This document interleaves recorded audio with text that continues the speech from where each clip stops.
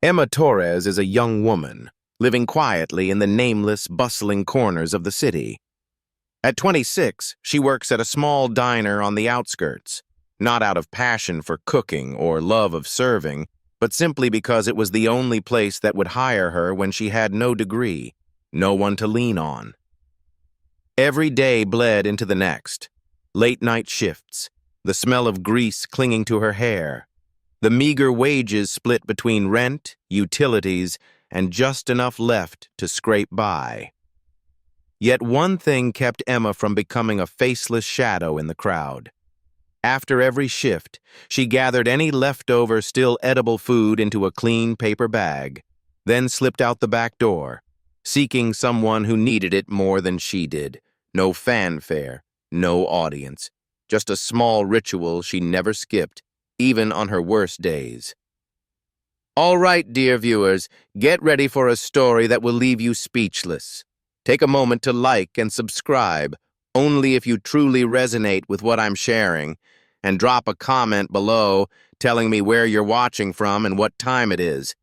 It's always thrilling to see people tuning in from around the globe.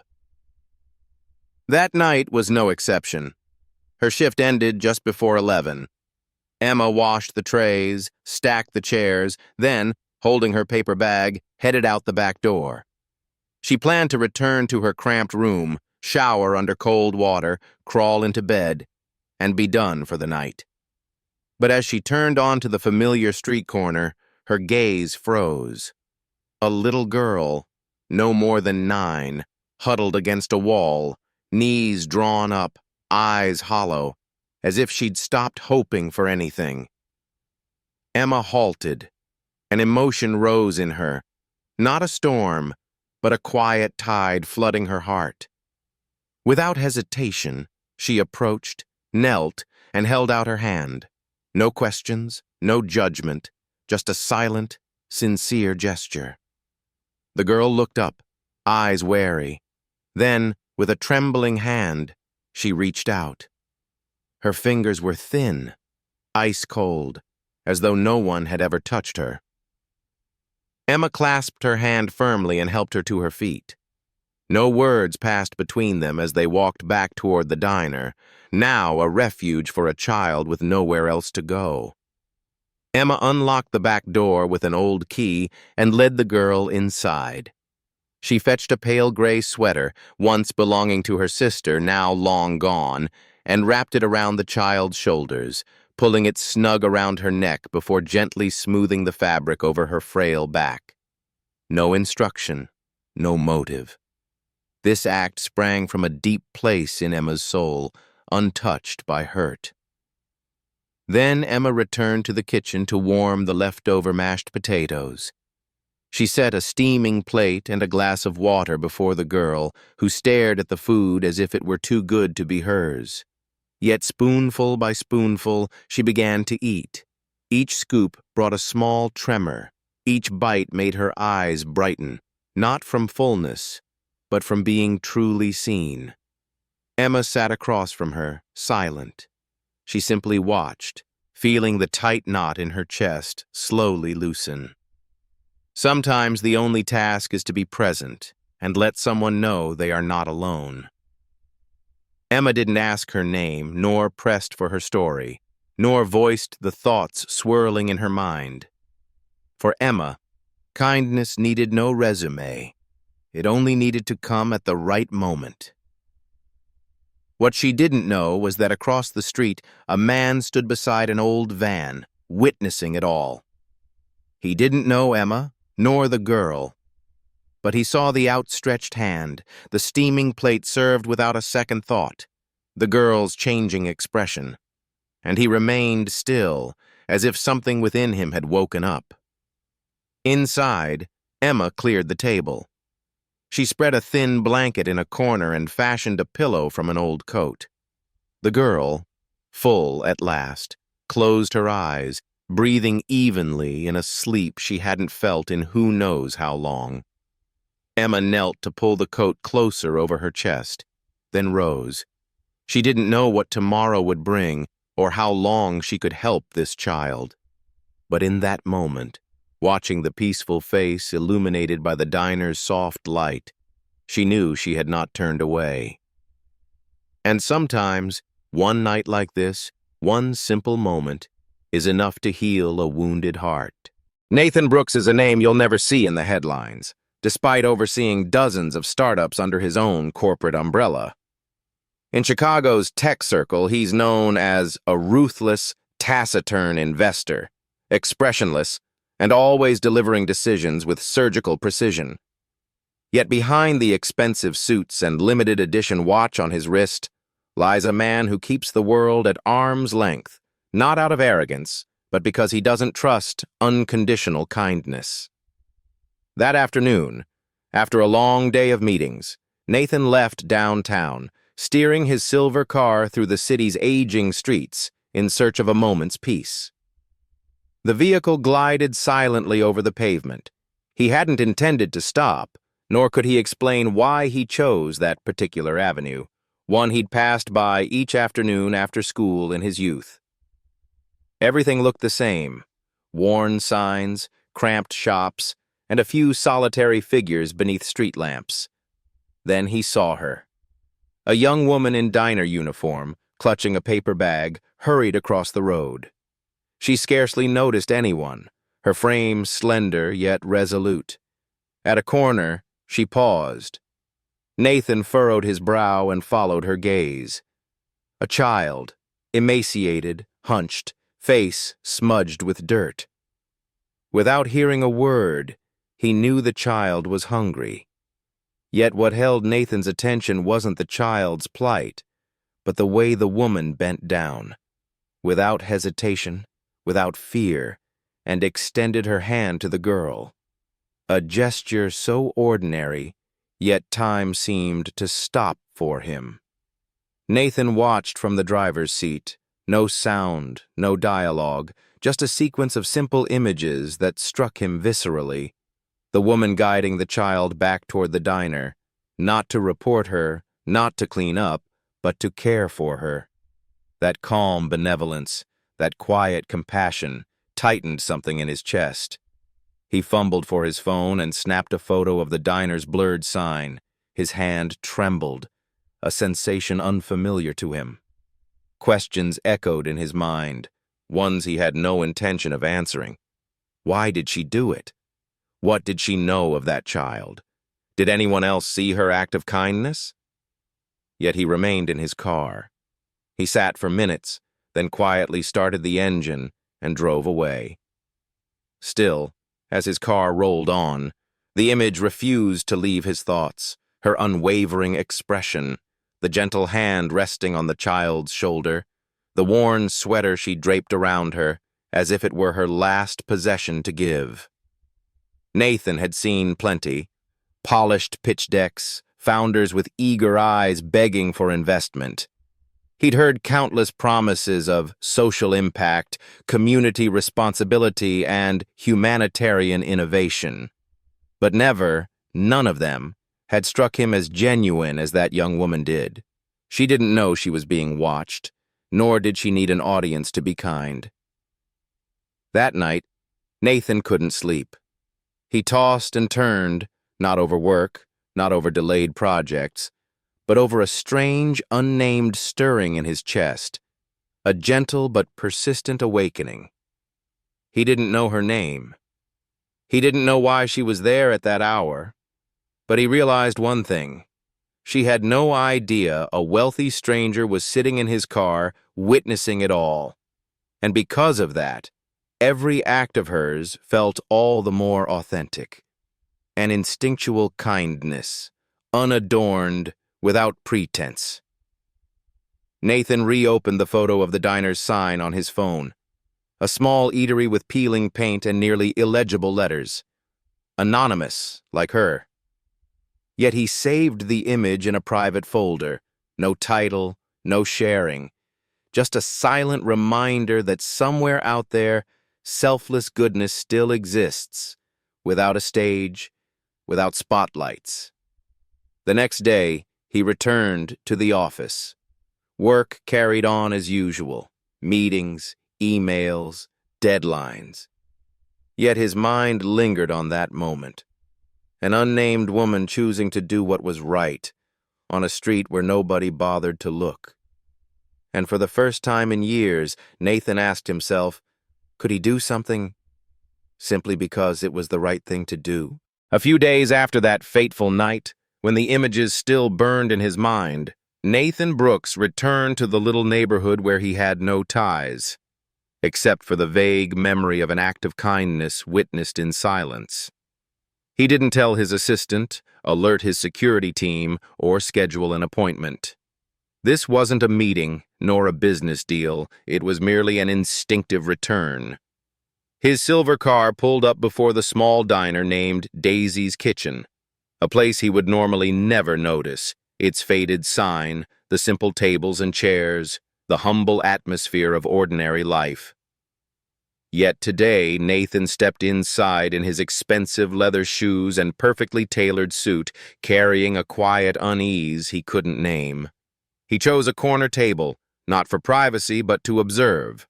From there, he could see the entire space, the regular customers, the unembellished conversations, and at the heart of it all, the woman he could not forget. Emma.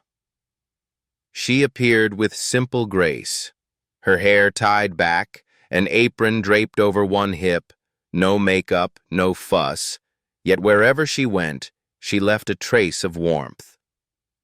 Nathan watched her move quietly among the tables, engaging patrons in genuine smiles. No one in the diner knew who he was, but to Nathan, that didn't matter. He wasn't there to be recognized. He saw her bend down to retrieve a pair of glasses for an absent-minded elderly man, saw her lean in to listen to a trucker's road-weary tale, saw her discreetly slip 2 extra cookies into a young mother's paper bag. No one else noticed, but Nathan did. Each small gesture fitting together like pieces of a portrait, unostentatious, unrehearsed. When Emma approached his table, her eyes clear, her greeting simple, Nathan nodded without speaking. He ordered his meal like any other customer, ate in silence, and throughout, never took his eyes off how she treated everyone around her.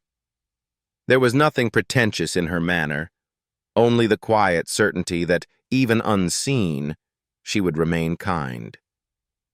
When the meal ended, Nathan set his spoon down, withdrew a slim envelope from his jacket, and placed it under his now empty plate. He didn't look back, nor leave a note. Just a silent gesture, mirroring the way she had reached out to that homeless child. Then he rose and exited without glancing over his shoulder. Emma cleared the table as usual, wiping coffee stains, folding napkins. As she lifted the empty plate, she discovered the envelope.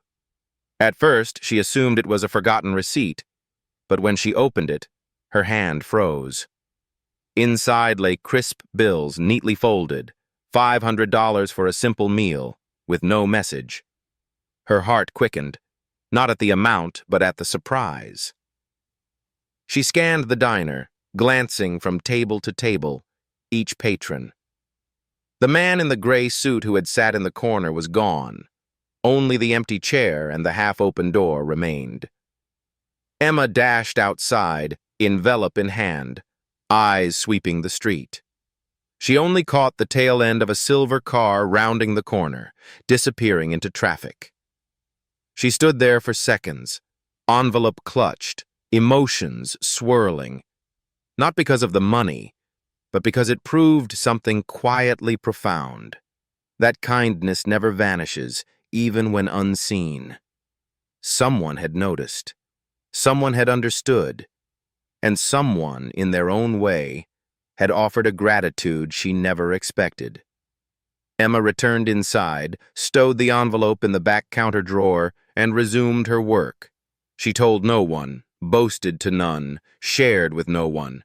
Yet her eyes shone more brightly, her smile rested more lightly, because she knew that in this loud, hurried world, a stranger had silently honored the small deed she thought unworthy of notice, and for Emma, that was enough. Hello, dear viewers. Take a moment to relax or sip some water, then stay tuned for the surprising developments ahead. Let me know in the comments where you're watching from and what time it is for you. It's always exciting to see people joining us from around the globe.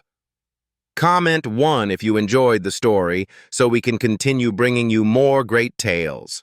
A Thursday lunchtime, as the diner entered its peak hour, the doorbell rang amid the clatter of spoons and forks, the calls for orders, and the low hum of conversation.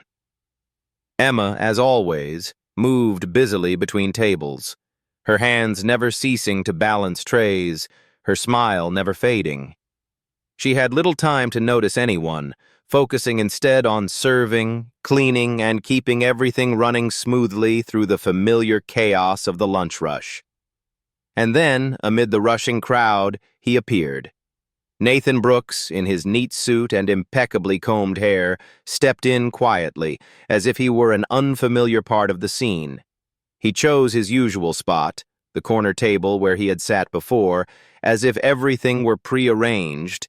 He neither waved nor drew attention, yet his gaze remained fixed on her, not with the look of a wealthy man, but as someone who owed another an unspoken debt. Emma did not recognize him at first.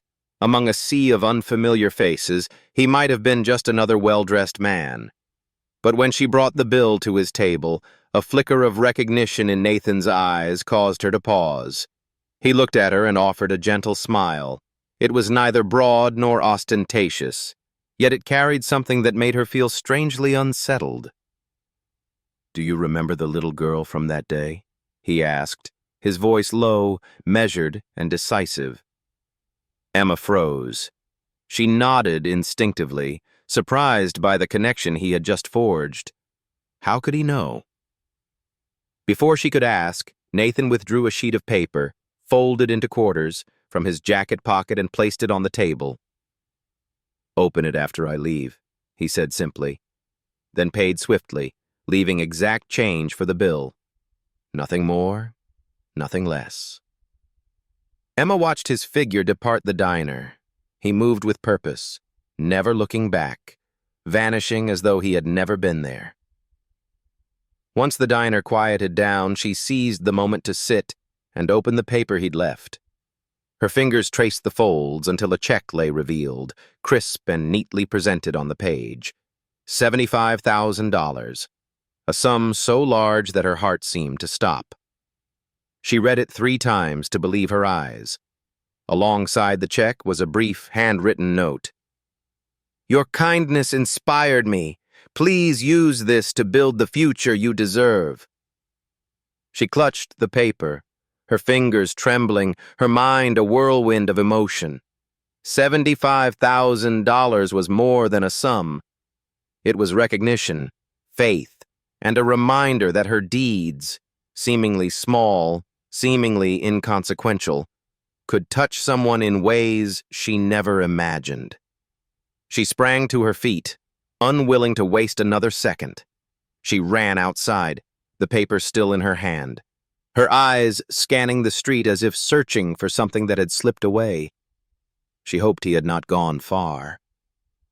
But the street held only strangers and passing cars. No trace, no silhouette. She wanted to call after him, to give it back, to ask why he did this, who he was, how he even knew.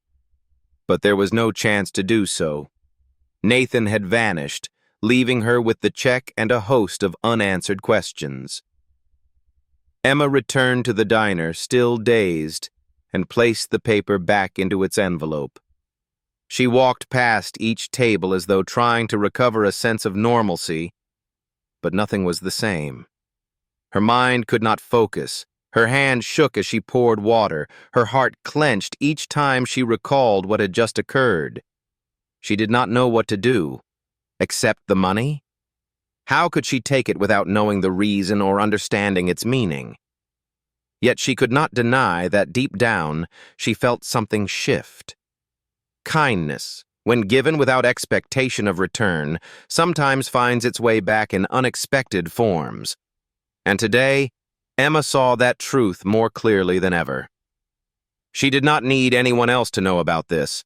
She did not plan to tell her coworkers or share it with management. To her, this was not a material gift.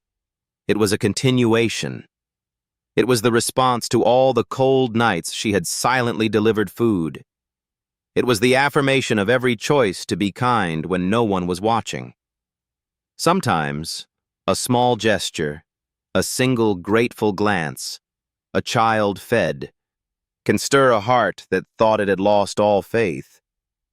And when that happens, one's world is never the same again. That night, Emma could not sleep. She placed the envelope under her pillow, opening it now and then to read the short message, not to confirm the amount, but to reclaim the feeling. She did not know what the future held, nor did she dare imagine her own worth.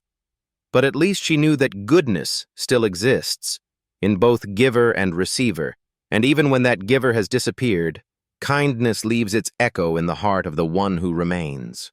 A week passed since that fateful lunchtime, yet Emma could not shake the lingering sense of wonder in her heart. The $75,000 check now lay carefully stowed in the drawer beneath her pillow, serving as a nightly reminder of the strange event that had pierced her otherwise simple life.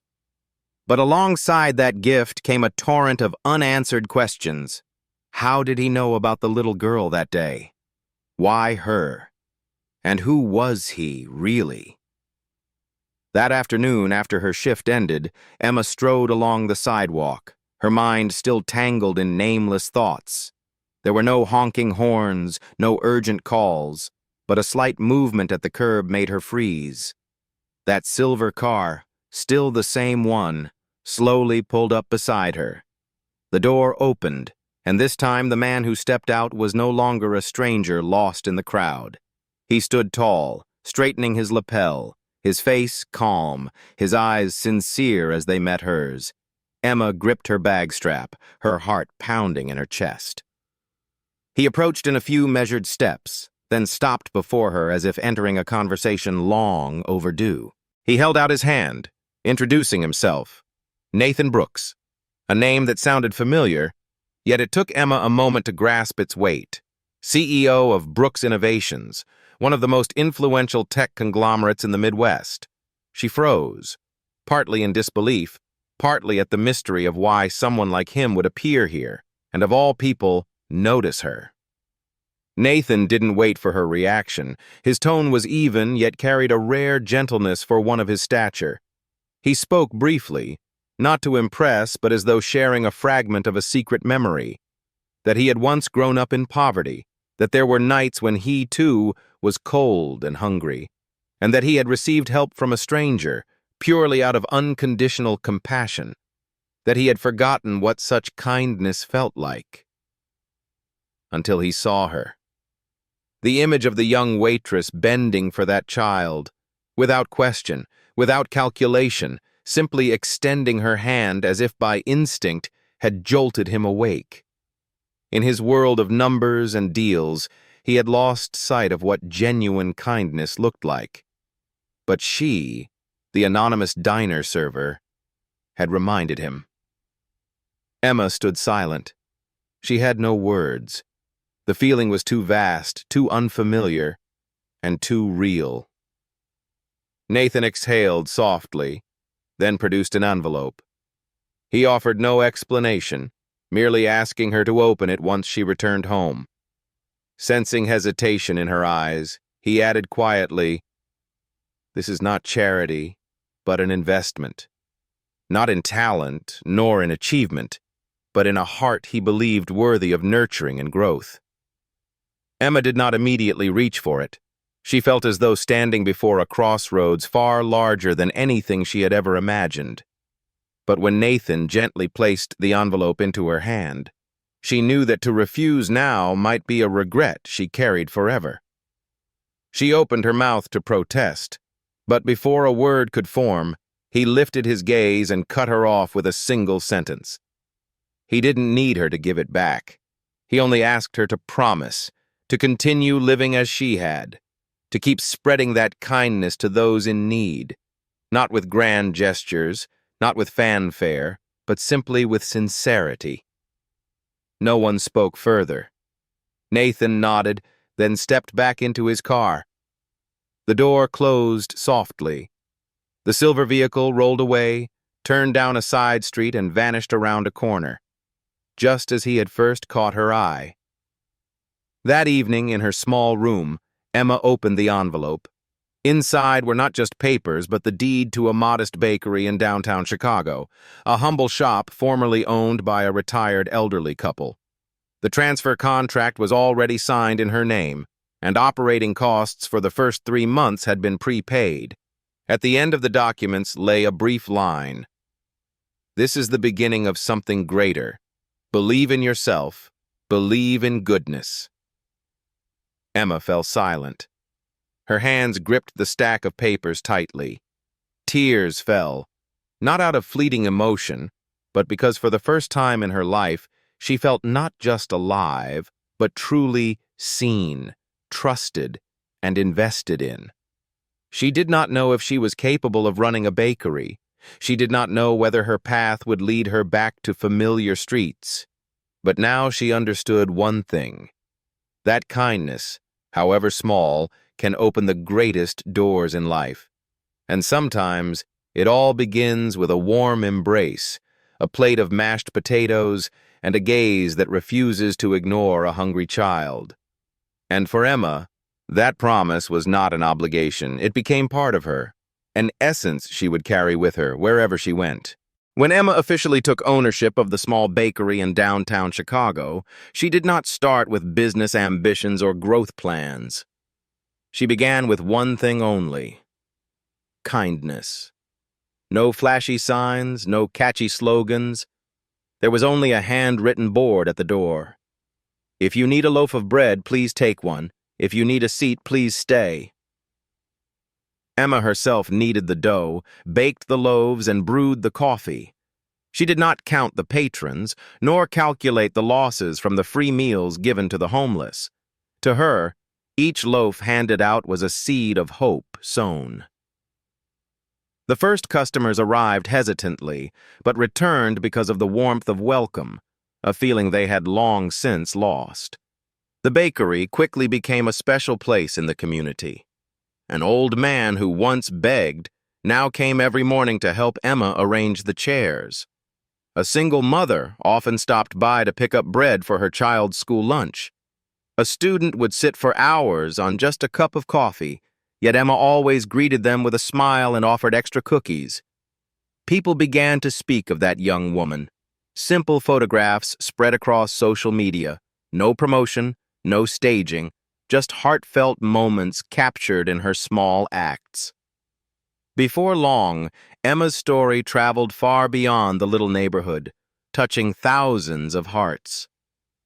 Though she never fully understood why Nathan chose to help her, Emma never forgot his words. Invest in the heart. And she lived by that principle. Day after day, she continued to bake with her tired hands, to open the bakery on schedule, and to believe that a single act of kindness, however small, can spark great change. The bakery became more than a place to buy food. It grew into a symbol of hope, where lost souls could rediscover warmth. And Emma, through her simple humanity, wrote a story the entire city would never forget. Thank you for joining us. Don't forget to let me know in the comments where you're watching from and what time it is for you. It's always exciting to see people tuning in from around the world. Comment 1 if you enjoyed the story, so we can continue bringing you even more wonderful tales.